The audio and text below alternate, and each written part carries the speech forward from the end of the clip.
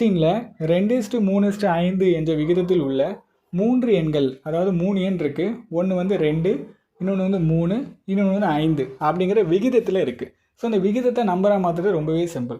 காமனான ஒரு வேல்யூவால் 3த்தையும் பெருக்கணும். நான் எக்ஸ் அப்படிங்கிற ஒரு வேல்யூவால் 3த்தையும் பெருக்கிக்கிறேன். சரிங்களா? அதில் என்ன கொடுத்துருக்காங்க?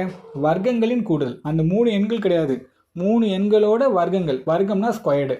3 டைமே ஸ்கொயர்ட் பண்ணி, அதுதான் என்ன பண்ணுறேன், எல்லா டைமுக்கு மேலே ஸ்கொயர் போட்டுக்கிறேன். ஸ்கொயர் பண்ணி கூட்டினா எனக்கு எவ்வளோ வருதான்? 608 வருது அப்படி சொல்லி கொடுத்துருக்காங்க. ஏனில் அந்த எண்கள் என்ன, இந்த 3 நம்பர் என்னன்னு கண்டுபிடிக்கணும். ஃபஸ்ட்டு ஸ்கொயர் பண்ணால் என்ன வரும்?